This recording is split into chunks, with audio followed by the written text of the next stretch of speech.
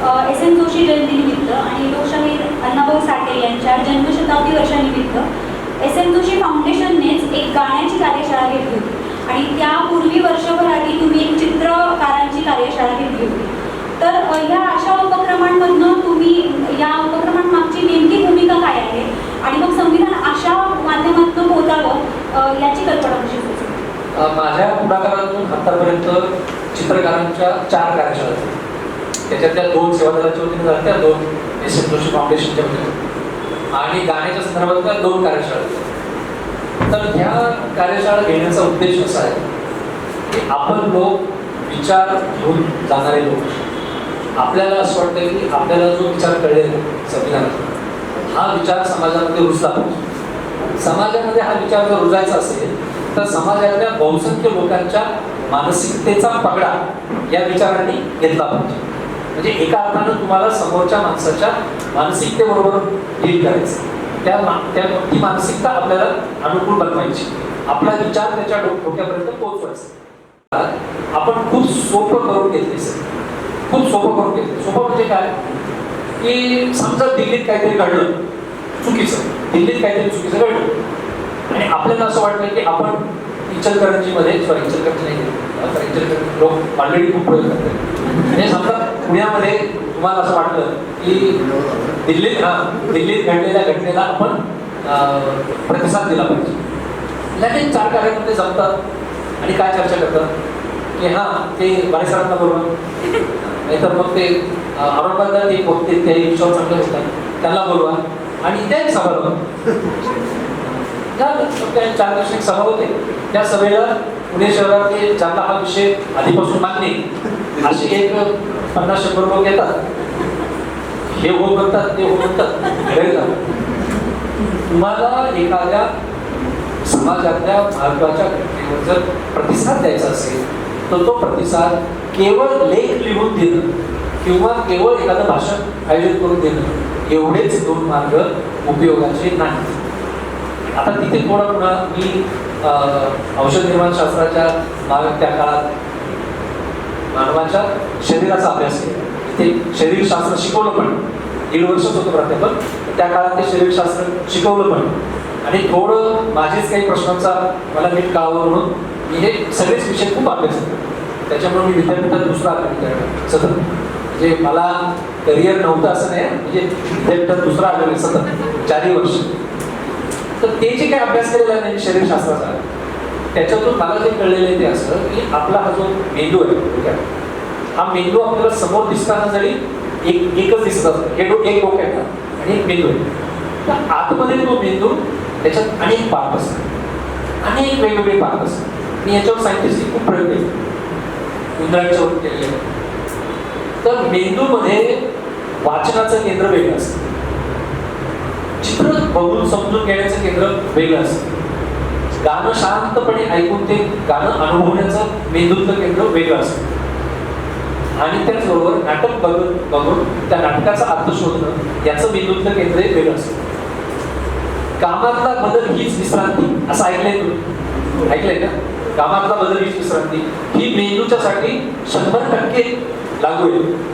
म्हणजे तुम्ही समजा एक तासभर वाचताय तर साधारणपणे तासभर वाचल्यानंतर मी माझं सांगतो की मी तासभर वाचल्यानंतर पुढे मी जर बळजबरी वाचण्याचा प्रयत्न केला तर ते शिरत नाही. मी पुस्तक घेऊन देतो, काहीतरी दुसरंच काम करतो, पुन्हा मग थोड्या वेळाने वाचतो. तर त्यावेळेला जर मी माझ्या मेंदूला दुसरं काम दिलं तर त्या काळात वाचण्याच्या सेंटरला विश्रांती आणि मधल्या तासाभरात वाचण्याचं सेंटर हे ताजंतवानं. आता मी त्याच्यात फार तपशिलात जातो. पण माणसं जी असतात आपल्यासमोर, आपण सगळे युनिक असतो. लक्षात घ्या, जसं आपल्या तळागावरच्या या रेषा म्हणजे त्याचा भविष्याशी काही संबंध नाही असं आपण म्हणतोच, ते योग्यच आहे, परंतु तरी ह्या तळागावरच्या रेषा ह्या युनिक असतात ना आपल्या सगळ्यांच्या, त्याच्या आधारेच आपली ओळख आयडेंटिटी पडते. तसं प्रत्येक माणूस युनिक असतो आणि त्या माणसाच्या मानसिकतेचा पगडा जर तुम्हाला घ्यायचा असेल तुमच्या विचारांच्या आधारे तर तुमचा विचार त्याच्यापर्यंत घेऊन जाण्यासाठी तुम्ही फक्त लेख लिहिणं आणि भाषण करणं एवढंच जर वापरलं तर तुम्ही खूप मर्यादित लोकांच्यापर्यंत जाऊ शकता. मी म्हणून चित्रकारांच्या कार्यशाळा घेताना त्याच्या पहिल्या सत्रामध्ये मी काय मांडलं होतं तेवढ्या तुम्हाला उद्देश करेल सगळ्याच उपक्रमांचा.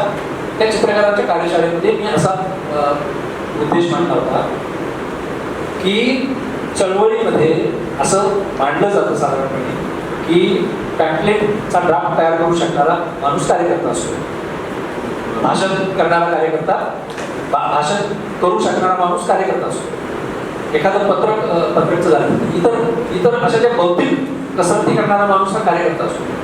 पण जे चित्रकार असतात ही चित्रकार चळवळीमध्ये नेहमी बॅकस्टेजला राहतात. म्हणजे ते अशा एका स्टेजला राहतात की ठीक आहे म्हणजे आपला रोल काय सपोर्ट, आपला रोल सपोर्ट. तर मी चित्रकारांना असं सांगितलं की चळवळीतला तुमचा रोल सपोर्टिंग नाही, तुम्ही मेन रोलमध्ये चळवळीमध्ये येऊ शकता. कसे तर पुढच्या महिन्यामध्ये दिल्लीत जर काही घटना घडली तर त्याला प्रतिसाद देण्यासाठी तुम्ही एका गावातनी हे जे 4-5 चित्रकार आहात तुम्ही प्रत्येकाने जास्त नव्हे पण 2-3 त्या घटनेबद्दलची चित्र काढा आणि तुमच्या 15 चित्रांना घेऊन तुम्ही चौकात जाऊन तासभर उभा राहा. झाला काय? केवळ भाषण आयोजित करणं हा कार्यक्रम नसतो. त्यामुळे चित्रकारांना याच्यात 2 उद्देश आहेत की लोकांच्या पर्यंत जाण्यासाठी भाषण आणि लेख लिहिण्याबरोबरच चित्राच्या माध्यमातून मेसेज देतात, गाण्याच्या माध्यमातून मेसेज देतात, छोट्या नाटकाच्या माध्यमातून मेसेज देतात, जेणेकरून समोरचा ज्याचं जे आवडीचं असेल त्याच्यातून तो घेईल आणि दुसऱ्या बाजूला चित्रकार सुद्धा चळवळीमध्ये लीडिंग रोलमध्ये येऊ शकतील. अशा उद्देशानं त्यावेळेला हे गीतमंच कार्यशाळा पण घेतली होती आपण. अर्थात इचलकरंजीमध्ये पण असे अनेक प्रयोग झालेले आहेत, पण असे प्रयोग करण्याची गरज आहे आणि वेगवेगळ्या सांस्कृतिक माध्यमातून आपल्याला लोकांच्यापर्यंत जाण्याची गरज आहे. दुर्दैवानं चळवळीमध्ये आता कलापथक राहिलेलं नाही. गाण्याचं सुद्धा म्हणजे गाणं मन म्हटल्यानंतर पुस्तक शोधायला जाणाऱ्या कार्यकर्त्यांचा मला फार राग.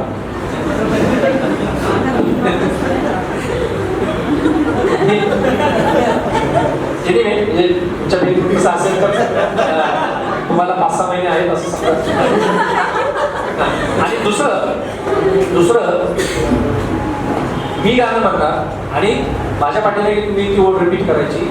हे तुमच्या समोर जेव्हा नवे लोक आलेले असतात तेव्हा ठीक आहे, पण जेव्हा तुम्ही एखाद्या शिबिरामध्ये सतत भेटणारे लोक असतात तेव्हा किमान काही गाण्यांची तरी सामूहिकरित्या उत्कृष्ट बोलण्याची आपल्याला तयारीच पाहिजे. सामूहिकरित्या छान नवे लोक असतात तेव्हा फॉलो करावं लागतं ते ठीक. दोन्ही गोष्टी खूप महत्वाच्या आहेत सर. म्हणजे लोकराजा शाहू संविधान संवाद केंद्र सुरू करताना पासूनच आपले कार्याध्यक्ष आणि बाकीचे सर्व कार्यकर्ते मांडत आले की रूढ जे काही माध्यम आहेत त्या माध्यमांच्या सोबत इतरही महत्वाची माध्यमं जी लोकांपर्यंत जाऊ शकतात ती आता त्यांच्याकडे बघितल्यावर मला वाटलं की इचलकरंजीचं नाव घेणं योग्य. अनेक नवीन वाटा तयार करणारा असा कार्याध्यक्ष आणि त्या वाटावरून चाललेला असा अध्यक्ष असणारा आमचं एक केंद्र आहे, याचा आम्हाला अभिमान आहे खरं म्हणजे. आणि तुम्ही आता हे जेव्हा सांगताय तेव्हा मला लक्षात येते की अनेक वेळा कार्यकर्त्यांची इच्छा असते की हे मी केलं पाहिजे ते मी केलं पाहिजे अनेक गोष्टी, पण यासाठी काही तयारी पण करावी लागते. ज्या सहजतेने तुम्ही अर्थातच एवढी सगळी आंदोलनं असतील, लढे असतील किंवा तुमचे अनुभव मांडलेले ते तिथं प्रत्यक्षात आणण्यासाठी ती सहजता फक्त असणार नाही, त्याच्या पाठीची एक मोठी तयारी असावी लागते त्या भूमिकेपर्यंत पोहोचण्यासाठी. एखाद्या पोलीस अधिकाऱ्याला तुझं काम आहे हा रस्ता दाखवणं असं म्हणण्याची तयारी पण असावी लागते. फक्त मागे 10,000चा किंवा 17,000चा समूह पुरेसा नसतो. तर ही तयारी आम्ही सगळे प्राथमिक टप्प्यावरचे किंवा दुसऱ्या टप्प्यावरचे कार्यकर्ते काय पद्धतीची तयारी संवादकांनी केली पाहिजे, विशेषतः संविधान मांडताना.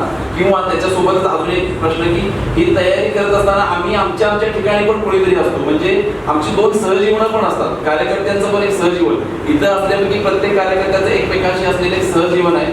त्यातल्या एकमेकाला पटणाऱ्या काही गोष्टी आहेत, काही न पटणाऱ्या पण गोष्टी आहेत. म्हणजे तो मला वाटतं हा तयारीचाच भाग असावा, म्हणून तो प्रश्न पण याला मी जोडून घेतोय की एक बौद्धिक स्तरावर, बौद्धिक म्हणजे फक्त भाषण करण्याने लिहिण्याचा पातळी नाही, चित्रकला हा सुद्धा एक बौद्धिकच प्रांत झाला ज्या माध्यमातून तुम्हाला संवाद करायचा आहे त्यासाठीची तयारी म्हणून. आणि ती तयारी झाल्यावर ज्यांच्या सोबत मी संवादक म्हणून काम करणार आहे त्यांच्या सहजीवनाचं म्हणून या दोन्हीबद्दल तुम्ही काय आम्हाला सांगा. मला वाटतं त्याच्यात इतर भाग म्हणजे कार्यकर्त्याला काही मॅनेजमेंट हा नीट जमतच नाही. म्हणजे आपल्याकडच्या कार्यकर्त्यांचे खूप वेळ हा अनेक वेळेला निरर्थक गप्पांच्या मध्ये व्हायचा. गप्पा वाईट नसतात, लक्षात घ्या. गप्पा वाईट नसतात, परंतु त्या गप्पाही काही हेतून असं लागतात.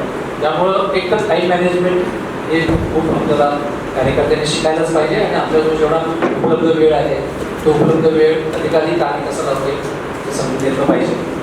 आणि दुसरं, संवादाची जी शैली आहे ना, त्या संवादाच्या शैलीमध्ये तुम्ही सतत ओपन असतं पाहिजे. दुर्दैवाने मला पूर्वपीठ आणि कार्यकर्त्यांच्यामध्ये हे दिसतं आणि त्याच्यामुळे काम थांबले अनेक संघटनांचं. कुठली वाढ कुठली याच्यासाठी की आमचं खूप करून झाले आणि आमचं खूप शिकून झाले आणि आम्हाला सगळं कळलं. मला वाटतं यांनी फार नुकसान केले. तुम्ही कधीच अशा भूमिकेमध्ये जाऊ शकत, कधीच अशा भूमिकेमध्ये जाऊ शकत म्हणजे. आणि जे यशस्वी लोक आहेत ना, म्हणजे इव्हन बाबा आढावांचे सारखे कार्यकर्ते, तुम्ही लक्षात घे, बाबा आढाव कधीही असं कार्यक्रम किती वाजता आहे याचा विचारच करतो. म्हणजे अनेक वेळेला ते कार्यक्रमाच्या आधी अर्धा तास जाऊन बसतात. एकदम मी अनेक वेळेला म्हणजे बहुतेक वेळेला ते अर्धा तास सुद्धा आधी जाऊन बसतात. मी एकदा बाबा अजून काहीच तयारी नसेल, ते म्हणजे कार्यक्रमाची तयारी नसेल ना, पण आपलं काम तर होऊ शकतं ना.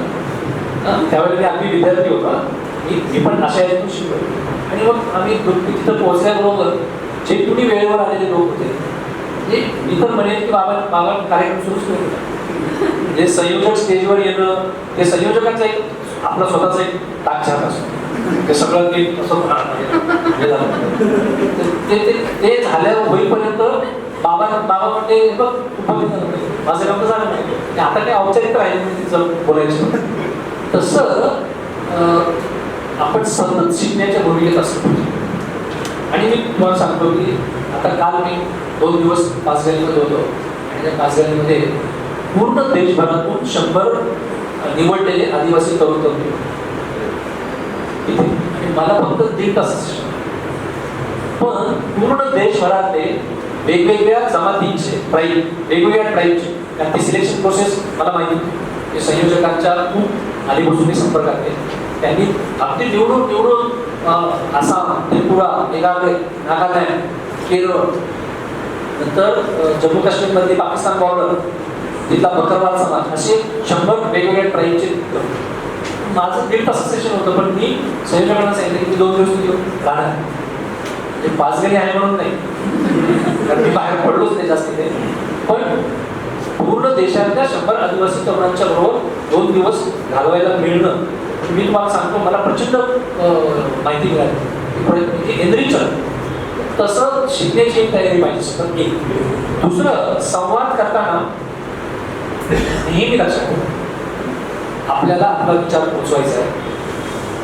समोरच्याला निरुत्तर करणं हा आपला उद्देश असताना कधीही चळवळीतले अनेक कार्यकर्ते अलीकडच्या काळात समोरच्या व्यक्तीबरोबर वाद घालताना त्याला निरुत्तर करण्यासाठी मग तुम्ही वकिली आर्ग्युमेंट करता. समोरच्याला निरुत्तर करून आपला हेतू सफल होणार नाही. हा, भले समजा पहिल्या भेटीमध्ये तो आपल्या विचारांशी सहमत होणार, तो किंवा ती नाही होणार सहमत, ही शक्यता ओपन ठेवून सुद्धा त्याला काहीच हरकत नाही.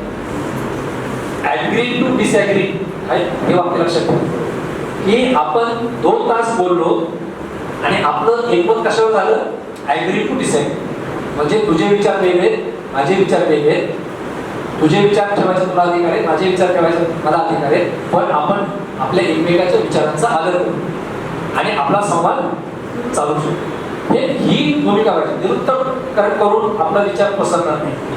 दुसरं, मी RSSचा विरोधक आणि RSSच्या विचारधारेमुळे या देशाचं प्रचंड नुकसान झाले. आणि ती काही विचारधारा म्हणजे 1925 पासून फक्त असं नाही, ती विचारधारा 1925 पासून, त्यामुळे या देशाचं प्रचंड नुकसान झालेले असं याच्यावरती माझं ठाम मत आहे. पण RSSचे कार्यकर्ते समोरच्यांच्या बरोबर ज्या पद्धतीने वागतात त्याच्यातून खूप शिकण्याजोगे. लक्षात ते कार्यकर्ते जेव्हा तुमच्या घरी येतात, वेळ सांगतो अच्छा हां, ते कार्यकर्ते जेव्हा ते माझ्या घरी येतात आणि वेळा आता मध्ये एका त्यांच्या मोठ्या मेळाव्याचं निमंत्रण घेऊन माझ्याकडे 2दा फोन केले. मी 2 वेळेला म्हटले की तुम्हाला माझे विचार माहिती नाही, पण नाही, पण तरी पण आम्हाला तुम्हाला द्यायचे. 3ऱ्या वेळेला तो कार्यकर्ता काय म्हणतात, अहो सर चहा प्यायला घरी येऊ का नको एवढं तर सांगा. आता याच्यावर काय म्हणणार तुम्ही? ते आल्यावर त्यांनी मला समजून समजावून सांगितलं आणि मला म्हणजे तुम्ही कसं राष्ट्रसेवा दलाच्या वतीनं किल्ला दिला काम केलं आम्ही करतो, आपण एकच आहोत. मी म्हटलं स्वामी आपण एक नाही आहोत सगळं. म्हटलं ठीक आहे, तुम्ही सेवा काम करता, आम्ही सेवा काम करतो, परंतु सेवा कामाच्या पाठीमागचा जो उद्देश असतो तो फार महत्वाचा असतो. म्हणजे मला माझ्या घरी तुम्ही आलाय, मला काही तुमच्याशी वाद घालायचा नाहीये, पण आपण एक आहोत असं म्हणण्याची काही गरज नव्हतो. तुम्हीच एकमेकाची फसवणूक कसं करायची, तुमची एक आयडिओलॉजी वेगळी आहे, माझी वेगळी आहे, ते एकमेकाची विरोधात आहेत, पण आपण भारतीय आहोत. पण मी काय त्यांना म्हणतोय का, पण तुम्ही पण भारतीय आहेत हे मी मानतो. ते संपूर्ण बघितलं नाही माझ्या लक्षात घ्या मी काय बोलतोय. सध्या ते अग्रेसिव्ह आहेत दुसऱ्याला जा पाकिस्तानात. मी त्यांना काय म्हणलं, पण काही जरी असलं तुमचं, पण तुम्ही पण भारतातले आहात हे मला मान्य. हा कॉन्फिडन्स पण दाखवला होता. कारण आम्ही संविधानावरच्या अनेक ठिकाणी मुद्दा गोष्ट सांगतो की अलीकडच्या काळामध्ये देशद्रोह, आता ते राज्यद्रोहाचं कलम स्थगित केले. राज्यद्रोह वेगळा आणि देशद्रोह वेगळा. देशद्रोहाच्या विरोधात आपण आहोत. जो कोणी देशद्रोही असेल, म्हणजे आज उठून पाकिस्तानमधल्या ISI बरोबर कोणी संधान साधायला लागल्यानंतर ते आपण खपून घेणार आहोत का? असा देशद्रोह नाही. मी अगदी संविधान जाणणारे लोक देशद्रोही आणि या देशात राहण्याचा अधिकार संविधान जाणणाऱ्या लोकांना या देशात राहण्याचा अधिकार नाही. अनेक ठिकाणी त्यांनी दुसरा देश शोधावा. मी पाकिस्तानचं नाव घेत नाही त्याच्यानंतर, त्यांनी पाकिस्तानचं, पण त्यांची जी ती पद्धत आहे ना त्या पद्धतीमध्ये मला एक इनोसन्स दिसतो. तो इनोसन्स दिला इनोसन्स मी म्हणजे चुकून याचा पुढे मी RSS कौतुक केलं असा मेसेज जाऊ देऊ नका. RSSच्या विचारधारेचा मी कट्टर विरोधक आहे. मी हे त्यांच्या कामाच्या पद्धतीबद्दल बोलतो. तर त्यांच्या त्या कामाच्या पद्धतीबद्दल त्यांचा हा ठाम विश्वास असतो की मला भारत हिंदू राष्ट्र करायचं, मला भारत हिंदू राष्ट्र करायचे आणि वारेसर भारतात राहतात. त्याच्यामुळे जोपर्यंत वारेसर ही भूमिका मान्य करत नाही तोपर्यंत भारत संपूर्ण भारत हिंदू राष्ट्र होणं शक्य नाही. त्याच्यामुळे मला वारेसरांशी बोलत राहायला पाहिजे, ही ती भूमिका असते. आता या पद्धतीनं तुम्ही आपल्या चळवळीकडे बघावं. मला भारत संविधानमय बनवायचा आहे आणि RSSचा कार्यकर्ता जोपर्यंत या देशात आहे तो जोपर्यंत संविधान मान्य करत नाही तोपर्यंत भारत संविधानमय बनणं शक्य नाही. हे मी नाही सांगत, तिथपर्यंत आपण जाणारच नाही. आपल्या चळवळीमध्ये जे वेगवेगळे गट आहेत त्या गटांचे संवाद तरी चालू ठेवूया का? जरी वेगळ्या गटातला असला तरी तो भारतात आहे ना, आणि तुला भारत संविधान नाही करायचंय ना. तो जोपर्यंत संविधान स्वीकारत नाही तोपर्यंत भारत संविधान होणं शक्य नाही. ठीक आहे, तू आज वेगळ्या गटात आहे, पण तुझ्या व्यापक उद्दिष्टासाठी तरी तुला त्याच्यावरचा संवाद चालू ठेवावा लागेल. तर मला असं वाटतं की निरुत्तर करण्यासाठी आर्ग्युमेंट करू नये. समोरच्याकडून आपल्याला पण शिकायला मिळू शकतं, हे ऑनेस्टली आपली भूमिका असावी. आणि दुसरी गोष्ट, जितकी पुस्तकं वाचणं गरजेचं असतं तितकंच समाज वाचन पण गरजेचं असतं. समाज वाचन हा अत्यंत महत्वाचा शब्द आहे. तुम्ही अतिशय डोळसपणे आजूबाजूच्या घटनांकडे जेव्हा बघत असतात त्यावेळेला त्या घटनांच्या मध्ये अनेक विसंगती, अनेक अन्याय तुमच्या नजरेसमोर आले पाहिजे. समाज वाचन याला फार व्यापक अर्थ आहे, पण एक छोटा अर्थ मी नेहमी सांगतो की शिक्षण हक्क कायदा पाठ केलेले एक प्राध्यापक आहे, तो शिक्षण हक्क कायद्यावर भाषण देतो ठिकठिकाणी आणि स्वतःचा फ्लॅट बुक करायला जेव्हा तो जातो त्या सोसायटीचं जे मोठं बांधकाम सुरू असतं तिथल्या वाळूवरती बांधकाम मजुराची मुलं खेळत असतात. त्या बांधकाम मजुरांच्या मुलांच्याकडे बघितल्यानंतर त्याच्या मनावरती जर ओरखडा उठत नसेल किंवा त्याच्या मनामध्ये जर का काही रुतत नसेल तर त्याने शिक्षण हक्क कायद्यावरती दिलेले व्याख्यान वाचन करण्याला काही अर्थ नाही. समाज वाचन जे आहे ना ते समाज वाचन या पद्धतीचं असावं. त्या समाज वाचनातून तुम्हाला अनेक गोष्टी करू शकतात. तर तो तसा डायलॉग आपला पुढे गेला पाहिजे. दुसरा भाग मी असं म्हटलं होतं की आम्ही सगळे संवादक म्हणून आपण आता फक्त आपल्या संवादकाचाच विचार करूयात किंवा एक दोन व्यापक याच्यात पण सांगू शकता की आपलं एकमेकांसोबतचं सहजीवन कसं पाहिजे, संवादकाचं संवादकासोबत, कार्यकर्त्याचं कार्यकर्त्यासोबतचं सहजीवन कसं असायला पाहिजे असं तुम्हाला वाटतं? आणि त्या बाबतीत मी एवढंच म्हणेन की ते काही फक्त आपल्या पुरतंच असं नाही, परंतु एकूणच व्यापक समाजामध्ये मैत्रीची भावना फार लुप्त होत चालली. आता आपण असतोच मित्र एकमेकाचे, नाही असं नाही, परंतु ती जी मैत्री मी प्रेमही म्हणत नाही. आता जे प्रेम साने गुरुजींच्या पद्धतीनं किंवा कबीराचं जे आहे काही अर्थात प्रेम का तशा अर्थात प्रेम बद्दल बोलू शकतो आपण, परंतु मर्यादित अर्थात जर प्रेमाबद्दल बोलत नाही. पण मैत्रीची भावना लुप्त होत चाललेली आहे. ती मैत्रीची भावना आपल्यामध्ये डेव्हलप व्हायला पाहिजे आणि ती 2 कारणांच्यासाठी डेव्हलप व्हायला पाहिजे. एक म्हणजे माझ्यावर जर अडचण आली तर मला मन मोकळं करायला कुठेही जागा नाही. माझ्यावर जर संकट आलं तर त्या संकटामध्ये मी कुणाकडे हाताने मदत मागावी असं कुणीही नाही. मी एकटा आहे किंवा मी एकटी आहे अशा पद्धतीच्या मानसिकतेमध्ये माणसं जर दीर्घकाळ जगायला लागली तर अशी माणसं सुरुवातीला निराशेच्या आहारी जातात आणि त्या निराशेच्या आवेगातून काही व्यसनी बनतात तर काही गुन्हेगारी किंवा काही जण आत्महत्या करतात. त्याच्यामुळे मी कुणाजवळ मन मोकळं करावं असं कुणीच माझ्यासाठी नाही आहे. मला अडचण आली तर माझं दुःख कुणाजवळ सांगावं हे नाही. संकट आलं तर माझ्या पत्नीला कुणी उभा राहत नाही. अशा भावनेत आज खूप माणसं जगतात आणि म्हणून ते निराश होत आहेत. काही व्यसनाधीनतेकडे वळत आहेत, काही गुन्हेगारीकडे वळत आहेत. याच्याऐवजी मी एकटी नाही, मी एकटा नाही. रात्री 12 वाजता जरी माझ्यावर काही संकट आलं तर माझा एक हक्काचा ग्रुप आहे की ज्या ग्रुपला निरोप केला तर त्याच्यातले 1-2 जण तरी माझ्याकडे येणार. ही जी खात्री ज्या माणसांच्या मनामध्ये असते अशी माणसं नेहमी आपण जिथून ते आहोत तिथून सतत पुढे जायचं म्हणतात. म्हणजे जे आधीची माणसं आहेत की कुणीच नाही माझ्यासाठी, ती माणसं निराश नसणारी किंवा गुन्हेगारी. पण मी एकटी नाही, मी एकटा नाही या भावनेतून जगण्याची माणसं असतात ती सतत 2 पायऱ्या वर चढण्याचा विचार करतात. ते व्यक्तिगत नसतात, ते समाजासाठी असतात. पण मग असं होईल कसं? मैत्री ही गिव्ह अँड टेक असतं ना. मैत्री म्हणजे काही कुणीतरी आपोआप तुमच्यासाठी 4-5 जण उभे राहिले असं होत असतं ना. मैत्री ही गिव्ह अँड टेक असते. तर तशी गिव्ह अँड टेकची भूमिका आता ती सगळ्या सगळ्या गोष्टीत असते. तुमच्या वस्तू शेअर करण्यापासून, सुखदुःख शेअर करण्यापासून ते अडचणी शेअर करण्यापर्यंत आपण एकमेकाच्या उभं राहिलं पाहिजे. त्याला एक भाग. पण दुसरा पण त्यातला भाग खूप महत्वाचा आहे की गळ्यात तुझं आज हे चुकलं काय असं सांगणारा हा खरा मित्र असतो. दुर्दैवानं आज आपल्याकडे काय झालंय की सहज जरी चूक लक्षात आणून दिली तर जळकर होते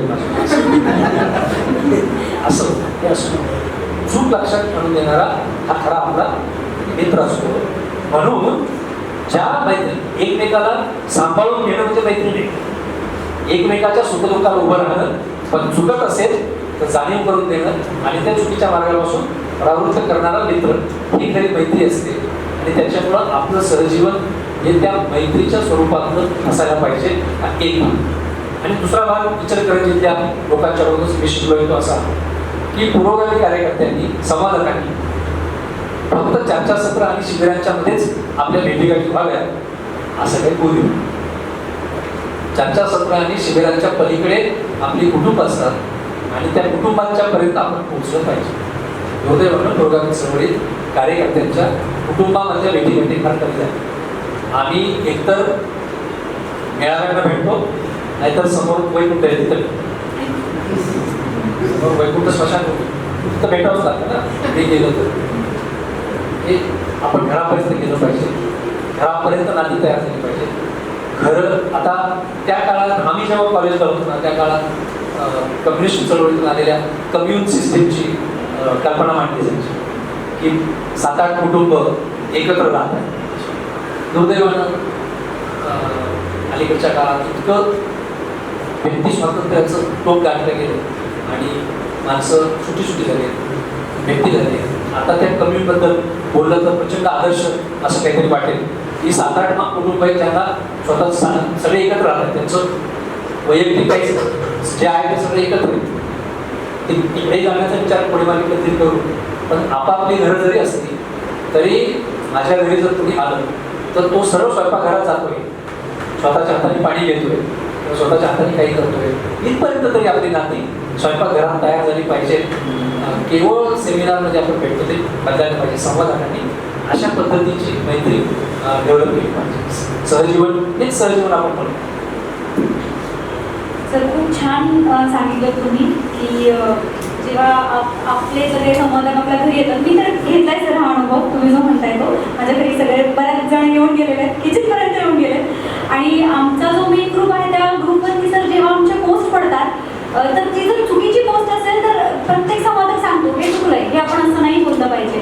त्यामुळे आपण स्वतःसाठीच एकदा टाळ्या वाजून घेऊया, कारण आपण सगळे एकमेकांचे खरे मित्र आहोत. आणि सरांची जी मैत्रीची व्याख्या सांगितली ती व्याख्या आपण जपतोय. सर आता वेळ होत आलाय, मी तिन्ही प्रश्न एकदमच तुम्हाला विचारून टाकते. सर तुम्ही जेव्हा 28 वर्षाचे होतात तेव्हा तुम्ही पूर्ण वेळ कार्यकर्ता होण्याचं डिसिजन घेतलं. पण त्यावेळेसचा काळ हा वेगळा होता, म्हणजे आर्थिक सामाजिक जो काही काळ होता तो वेगळा होता. आत्ताचा काळ वेगळा आहे. आमच्या लोकराजा शाहू संविधान आपल्या लोकराजा शाहू प्रशिक्षण केंद्रामध्ये बरीच तरुण मुलं आहेत जे आता शिक्षण घेत आहेत किंवा काही नोकरी करत आहेत. तर त्यांनी पूर्ण वेळ कार्यकर्ता व्हावं त्याच्याबद्दल म्हणजे व्हायला हवं का त्याच्याबद्दल तुमचं काय मत आहे, हा एक माझा प्रश्न आहे. आणि पूर्ण वेळ कार्यकर्ता व्हायचं असेल तर घरातल्यांना आपल्या बाजूने कसं वळवून घ्यायचं हा एक प्रश्न आहे माझा. त्याच्यानंतर आणखी एक प्रश्न असा आहे की लोकराजाचे आम्ही संवादक आहोत आपण सर्व. तर आमच्याकडनं तुमच्या आणखी काय अपेक्षा आहे की एक वडील आपल्या मुलांना सांगतो हक्काने की आम्हाला तुम्ही हे असं असं केलं पाहिजे. तर त्या अनुषंगाने हे तिन्ही प्रश्न एकत्र विचारले. मी 28व्या वर्षी नोकरी सोडली.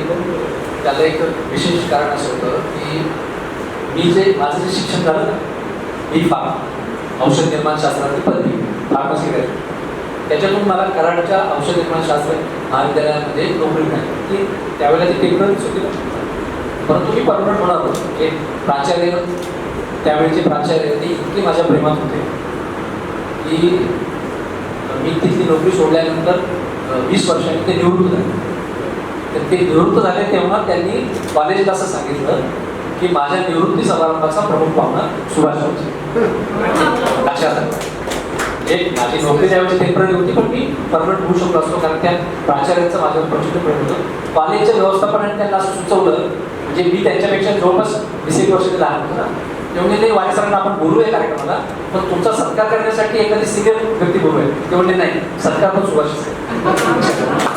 आणि मी गेलो होतो त्या कार्यक्रमाला. त्यांनी सत्कार त्या माणूस येतो त्यांच्याविषयी पण मला आले. पण नोकरी सोडली त्याचं कारण थोडं वेगळं होतं. म्हणजे त्या काळात मी छात्र भारतीचा अध्यक्ष झालो होतो महाराष्ट्राचा. आणि मी मगाशी म्हणतो अनेक मोर्चे निघायचे गावात मंत्री आला तर मी गेला करायचो. आणि मग त्यावेळेला 2-3 वेळेला माझ्यावरती केसेस झाले आणि त्या केसेसची माहिती स्थानिक पोलिसांनी कॉलेजमध्ये येऊन दिली. यांच्यावर अशा केसेस आहेत. आता ते पूर्णपणे रन बाय गव्हर्नमेंटचं कॉलेज होतं. 100% गव्हर्नमेंटच्या कॉलेजमध्ये असं सरकारच्या विरोधामध्ये सतत मोर्चे काढणे टिकणं शक्य नव्हतं. त्यामुळे मला त्या प्राचार्य एकदा असं म्हणाले की तू कर, पण म्हणजे मोर्चा काढ, पण म्हणजे पोलीस आल्यावर तू मागं हो. म्हणलं सर काय बोलतोय तुम्ही, म्हणतो शक्य का तरी म्हणलं असं होणार नाही. पण मग मला तो अंदाज आला की ही गव्हर्नमेंट कॉलेजची नोकरी आपण काही कंटिन्यू करू शकणार नाही. मी म्हटलं मी मला ती खूप काम करायचं म्हणून मी ती सोडली. आणि त्याच्याशिवाय आणखी हे सांगतो की मग माझ्या भावानं, म्हणजे माझा भाऊ मेडिकल ऑफिसर होता आणि अनेक फार्मास्युटिकल कंपन्यांच्यामध्ये त्याच्या ओळखी होते. तर रॅनबॅक्सी नावाची कंपनी उपेंद्रला माहिती खूप मोठी. तर त्या रॅनबॅक्सी कंपनीनं मग मला, म्हणजे आता हे थोडंसं गंमत म्हणून सांगतो, त्यांनी मला इंटरव्ह्यू लावलं. म्हणजे भावाने सांगितलं म्हणून त्यांनी मला इंटरव्ह्यू लावलं. इथे प्रभात रोडच ते हॉटेल आहे, त्या हॉटेलमध्ये ते इंटरव्ह्यू झाला. तर इंटरव्ह्यूमध्ये तो मला फार्मसीबद्दल प्रश्न विचारायचा आणि मी त्या प्रश्नाची उत्तरं देता देता कामगार आणि मालक भांडणांच्या विषय घेतो. म्हणजे मालक कसा कामगारांचं शोषण करतो असं ते घेऊन जायचं. ते तो माझ्या भावाला ओळखणार असल्यामुळे नंतर तो मला कळतंय म्हणतो तू काय करतोस. म्हणजे माझं सिलेक्शन होऊ नये म्हणून ते करत होतो. पण तरी त्यावेळेला मला त्यांनी सेकंड इंटरव्ह्यूला सिलेक्ट केलं होतं. कारण माझं जे हे होतं ना, म्हणजे विद्यापीठाचे मार्क लिस्ट वगैरे हे इतके प्रॉमिसिंग होते, तर त्यांनी मला परत बोलवलं होतं आणि डायरेक्टली एरिया मॅनेजर म्हणून मी कदाचित सिलेक्ट झालो होतो. पण मी परत इंटरव्ह्यूला गेलो कारण असं की जे शिक्षण मी घेतलं होतं त्या शिक्षणाचा उपयोग करून मला अशी नोकरी कुठं मिळण्याची शक्यता नव्हती की मी नोकरी पण करेल आणि काम पण करेल. कारण दोन्ही क्षेत्र अशी होती की प्रचंड त्याच्यात वेळ द्यावा लागतो आणि मला कामाला वेळच नसता. म्हणजे समजा मी जर MSc BA झालो असतो आणि एखाद्या खाजगी महाविद्यालयात प्राध्यापक झालो असतो तर कदाचित मी नोकरी सोडली पण नसते. म्हणजे नोकरी सोडायचीच असं काही नव्हतं. पण माझ्या शिक्षणाच्या ह्याच्यातून मला कामही करता येईल आणि नोकरी करता येईल काही दिसे ना मला. पण मग मी कामाला प्रयत्न केली, म्हटलं आपण काम करूया. पण त्याच्यात एक सांगतो की आमच्या छात्र भारतीच्या चळवळीमध्ये मला आजही असे अनेक तरुणी दिसतात की ज्यांना पूर्णवेळ कार्यकर्ता होण्याची संधी जर मिळाली असती तर त्यांनी माझ्या इतकंच चांगलं काम करून दाखवलं असतं. पण त्यांना पूर्णवेळ कार्यकर्ता होण्याची संधी मिळाली नाही. संधी मिळाली नाही होतं ना, त्यांना उर्मी होती, त्यांना ती मिळाली नाही. मला मिळाली का, तर किमान माझ्या घरचे जे होते, मला घरचे काही पैसे नाही दिले माझा संसार चालवायला, पण तरी सुद्धा तुमचे घरचे जेव्हा तुम्हाला साधी गोष्ट असते ना, 3 भाऊ आहेत, आईवडिलांचं करायचं असतं, बहिणींचं करायचं असतं. पण तुमचे उरलेले 2 भाऊ जेव्हा आईवडिलांची जबाबदारी बहिणींच्या जबाबदारीतून तुम्हाला मुक्त करतात तेव्हाच तुम्ही पूर्णवेळ कार्यक्रम होऊ शकतात ना. माझ्या दोन्ही भावांनी मला ते सांगितलं की ठीक आहे, त्यांनी भावाची इच्छा नव्हती पण शेवटी मी झालो होतो, ठीक आहे तू आता या खंडात पडतो हे आमचा आम्ही बघतो. किंवा मग माझी जी पत्नी आहे, म्हणजे माझं लग्न मी पूर्णवेळ कार्यकर्ता झाल्यानंतर 4 वर्ष झाल्या, एक लक्षात. म्हणजे असं नाही आहे की तिला काहीतरी वेगळं सांगून लग्न केलं आणि नंतर पूर्णवेळ कार्यकर्ता असं नाही. मी पूर्णवेळ कार्यकर्ता 90 साली झालो आणि माझं लग्न 94 साली उशिरा झालं. पण एक मला अशी पत्नी मिळाली की जिनं हे सगळं समजून घेतलं. किंवा तिला ती कार्यकर्ती नाही असं ती म्हणते ना, म्हणजे ती मोर्चाला येत नाही, ती आली काही कार्यक्रमाला येते, पण तिची साथ मिळाली. म्हणजे ती पण काही फार श्रीमंत नाही, म्हणजे ती वयाच्या 40 वर्षापर्यंत ती एका विनाअनुदानित शाळेत शिकवत होती दिवसभर, संध्याकाळी 11-12चे क्लासेस घेत होती तिच्या वयाच्या 40 वर्षापर्यंत आणि घरचं सगळा खर्च भागवत होतं. पण तरी पण एक आमचं जे सहजीवन होतं, आमचं एक अंडरस्टँडिंग होतं की घर चालवायला ती मला पैसे मागणार नाही आणि मला जे बोंबलं फिरायचे त्याला मी तिला पैसे मागणार. माझ्याकडे प्रवास खर्चापुरते पैसे मी बाहेरून जमा करायचो, घर ती चालवायची. असं जे अनुकूलता असते, ही अनुकूलता छात्र भारतीतल्या आमच्या चळवळीतल्या अनेकांना नव्हती. त्यांच्या मनात सुद्धा पूर्णवेळ कार्यकर्ता बनण्याची गरज होती, चांगले कार्यकर्ते होते. आता आलेला इतिहास, तर तुझा पुढचा प्रश्न आहे. आज तरुणांना मी पुन्हा काही संविधान संवादकांना नोकरी धंदा सोडून पूर्णवेळ कार्यकर्ता व्हायचं नाही, हा माझा आदेश आहे. नाही व्हायचं पूर्णवेळ कार्यकर्ता. याचं कारण सांगतो की त्याचबरोबर हेही सांगतो की आमच्या वयातले काही मला जोड्या दिसतात किंवा थोडे आमच्या पुढच्या वयातल्या जोड्या दिसतात की जिथे दोघेही नोकरी करत असतात. तर त्या माझ्या मित्राला मात्र मी हाताने सांगतो की तू नोकरी शोध, किंवा तिला सांगतो की तू नोकरी शोध, त्याच्या पगारावर भागेल तू नोकरी शोध. पण संविधान संवादक म्हणूनची तरुण पिढी पुढे येते की ज्यांना इन्कमचा एकच सोर्स आहे, त्यांच्यापैकी कुणीही नोकरी सोडायची नाही, कुणीही चालू असलेला धंदा बंद करायचा नाही. नोकरी करून धंदा करून जो वेळ मिळेल तो वेळ तिथं चळवळ्यात घ्यायचा. तसंही पूर्णवेळ कार्यकर्ते फार कमी असतात. संघटना आंदोलनं जे चालतात ते हे जे पार्ट टाईम कार्यकर्ते असतात तेच जास्त असतात आणि त्यांच्या जीवात चालतात. लक्षात, पार्ट टाईम कार्यकर्त्याच्या जीवात चालतात. याचं दुसरं पण कारण आहे की मी 90 साली नोकरी सोडली, त्याला आता किती वर्ष झाली? 32 वर्ष. 32 वर्षांमध्ये जमाना खूप बदलला आहे आणि त्याच्यामुळे तुम्हाला तितकं कसाला स्वतःला लावावं. मला तितकं कसाला लावावं लागलं, कारण बायकोने मला मोकळं केलं, मी पूर्ण वेळ हेच करत राहिलो. तुम्हाला नोकरी पण करावी लागेल, काम पण करावं लागेल. तुम्ही तुमच्या समोरचं चॅलेंज आणखी अवघड आहे, पण ते अवघड चॅलेंज करण्याची उर्मी तुमच्यामध्ये आहे. जरूर सोडू नका नोकरी मिळाली. म्हणजे हे माझं काहीतरी नुकसान झालंय म्हणून बोलत नाही मी प्रचंड समाधानी आहे. मी नोकरी सोडली तर मी प्रचंड समाधानी आहे. माझ्या आयुष्यात अशी मागं बघताना अरे नोकरी सोडली नसती अजिबात खंत नाही, अजिबात खंत नाही, खूप समाधान. पण परिस्थिती बदलली, परिस्थिती खूप बदलली. संपूया हो नाही संपवायचं त्याच त्याच्याकडे होतोय. जर नोकरी करून मी काय केलं तर पुढे एक सुभाषवाणी तयार व्हायचे वाचतील की काय असं आम्हाला वाटलं तर पूर्ण वेळ कार्यकर्ता व्हायचा निर्णय घेतला नाही तर भविष्यात आणखी एक सुभाषवाणी कदाचित होणार नाही असं मला वाटलं तर जरा राजवे मला आमच्या वाटलं तर सुभाष वारेंच्यामुळं करते असतं ना ते 100 कृष्णात एकत्र आले की खूप काम सुभाष वारेंच्यामुळं कोण करते? खरं आहे की नाही, सर्टिफिकेट द्यायची गरज नाहीये. 100 कृष्णात पाहिजे. 100 कृष्णात पाहिजे. 100 कृष्णात पाहिजे चांगलं विषय. 100 पाहिजे. 100 आपण तयार करू. आहेत ना, आहेत ना. रिजनल ऑफिसरच्या पोस्टसाठी देणाऱ्या इंटरव्ह्यू मध्ये कामगार संघटनेच्या चळवळीतले मुद्दे मांडणारा हा पहिलाच माणूस असेल. मी तरी ऐकलेला आणि इंटरव्ह्यू घेणाऱ्याने पण कदाचित हा पहिलाच माणूस ऐकला असेल. हा आणि मी असं वाचलं होतं सर कुठेतरी की SM जोशी असं म्हणाले होते की मला मेणबत्तीच्या कणाप्रमाणे जळणारा जिवंत हुतात्मा हवाय, असं त्यांचं एक वाक्य आहे. आणि आपले वारे सर मला कदाचित त्या व्याख्येमध्ये बसणारे एक व्यक्ती वाटतात. वारे सरांसाठी एकदा जोरदार